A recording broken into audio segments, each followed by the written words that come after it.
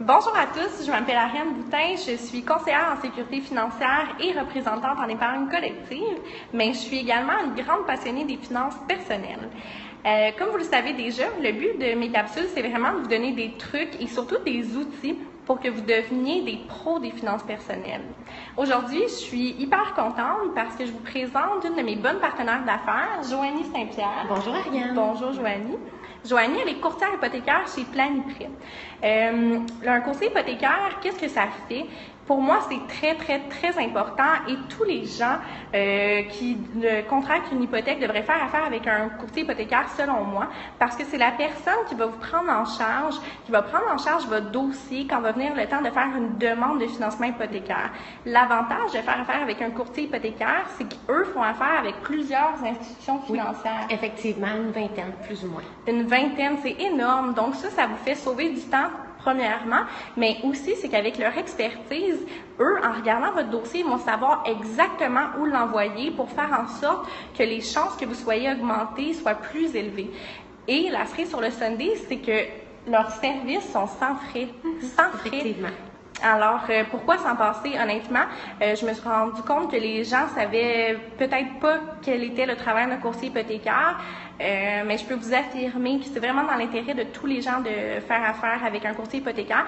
Et en plus, si je peux rajouter, c'est que ces personnes-là vont pouvoir vous donner des trucs aussi sur comment passer une demande plus rapidement, comment faire en sorte que votre dossier de crédit se redresse et plus encore.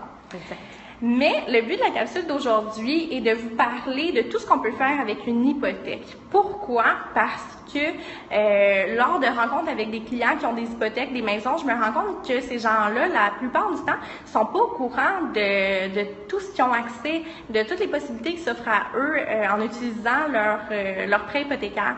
Alors, Joanie va pouvoir vous en dire davantage sur le sujet. Je te cède la parole. Certainement. Donc, aujourd'hui, pour la capsule, on va parler de l'effet de levier. Qu'est-ce que l'effet de levier, puis le fondement de l'effet de levier?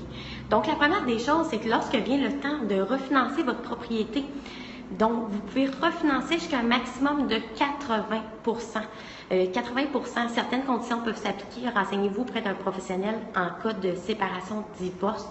On parle de 95 Donc, revenons à notre 80 c'est 80 de refinancement de la valeur marchande de votre propriété que vous détenez.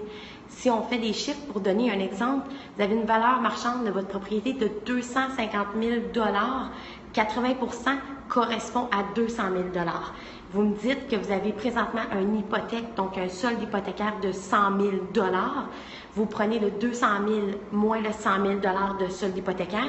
Vous avez donc une équité gagnée de 100 000 Qu'est-ce qu'on peut faire avec l'équité gagnée? 3 options s'offrent à vous. Donc, la première, remboursement de dette. Tu le sais, Ariane, quand on rencontre les clients, la vie d'aujourd'hui coûte cher. Au Québec, on est submergé de dettes. Donc, on rembourse les dettes. Donc, l'équité gagnée sert à un remboursement de dette. Qui dit remboursement de dette aussi vous rend la tâche beaucoup plus facile. Donc, une seule gestion de paiement à faire, taux d'intérêt beaucoup plus bas versus une carte de crédit ou un prêt personnel à 15-20 d'intérêt. Deuxième option qui s'offre aussi, ajouter des rénovations à votre propriété. Donc, qui dit, lorsqu'on effectue des rénovations de propriété, dit valeur ajoutée. Que vous soyez dans l'intention de pouvoir vendre dans un court terme ou du long terme, vous allez pouvoir y gagner avec cette équité-là de la propriété.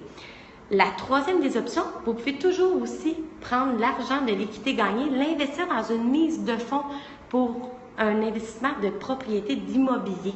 Donc, qui dit aussi investissement immobilier, c'est aussi un investissement qui est jugé sécuritaire encore aujourd'hui en 2017.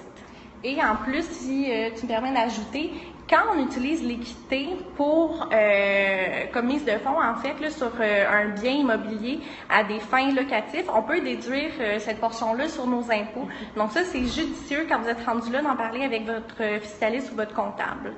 Alors, je pense qu'on a fait le tour. J'espère qu'on vous aura appris des choses, que vous aurez appris des outils.